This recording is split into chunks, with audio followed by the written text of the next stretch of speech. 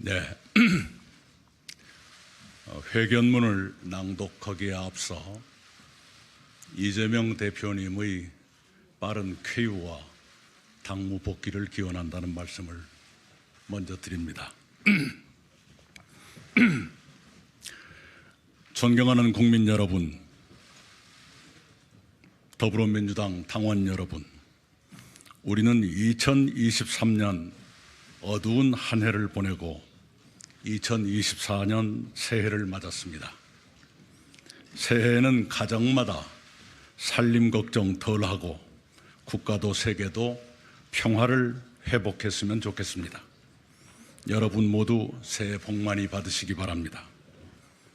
오늘 저는 24년 동안 몸담았던 민주당을 벗어나 새로운 위치에서 새로운 방식으로 대한민국에 봉사하는 새로운 길에 나서기로 했습니다.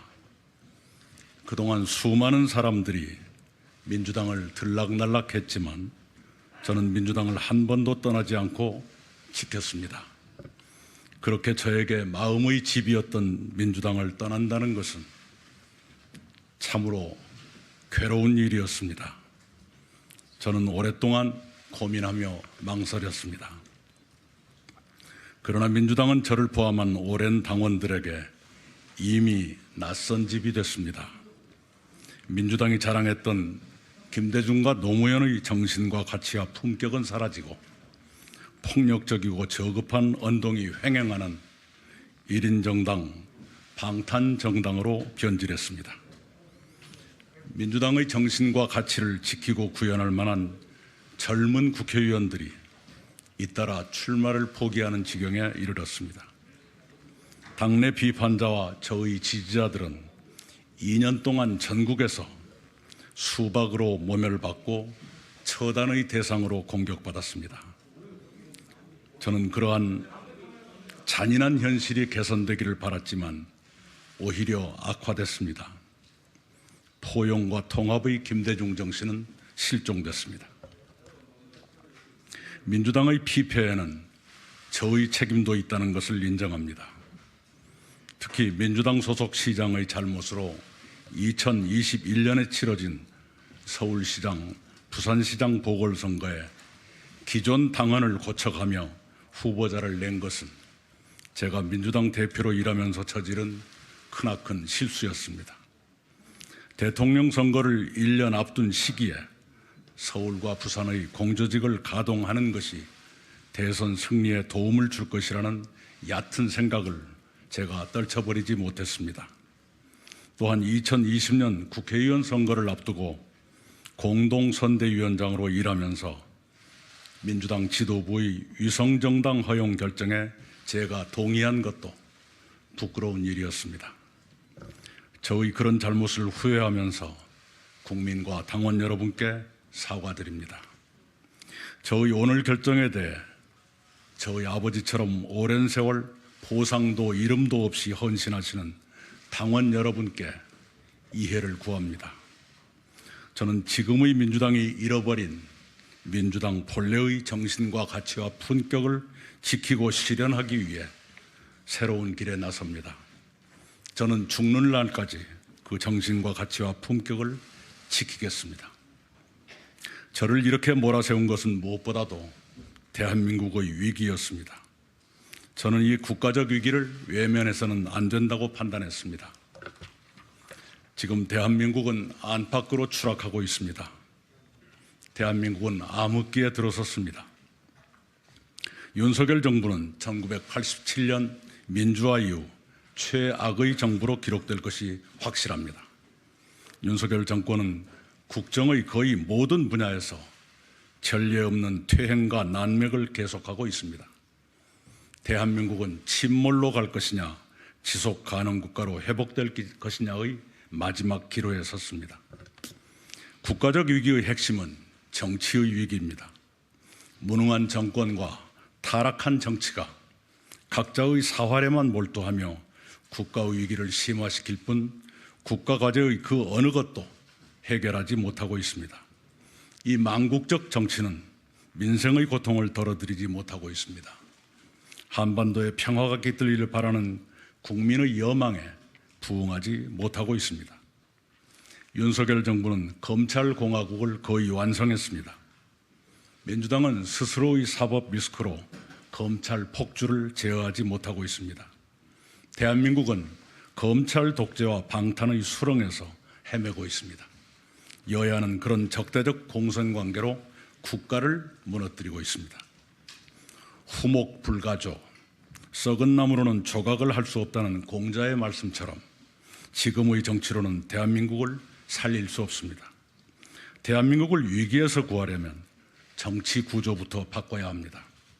무능하고 부패한 거대 양당이 진영의 사활을 걸고 극한투쟁을 계속하는 현재의 양당 독점 정치 구조를 깨지 않고는 대한민국이 온전하게 지속될 수 없습니다. 서로를 싫어하고 미워하는 혐오와 증오의 양극 정치를 끝내지 않고는 국민이 마음 편히 사실 수 없습니다. 모든 것을 흑백의 양자택일로 몰아가는 양극 정치는 지금 전개되는 다양성의 시대를 대처할 수 없습니다. 정치를 이대로 두어서는 안 됩니다. 이제는 바꿔야 됩니다. 저는 미국과 독일에서 1년 넘게 공부하면서 확실히 배웠습니다. 미국은 양당제 속에서 분열의 늪에 빠져 헤어나지 못하고 있습니다. 독일은 다당제로 극단의 정치를 피하면서 분열을 극복하고 있습니다. 우리도 혐오와 증오의 양당제를 끝내고 타협과 조정의 다당제를 시작해야 합니다. 4월 총선이 그 출발이 되도록 국민 여러분께서 도와주시기 바랍니다.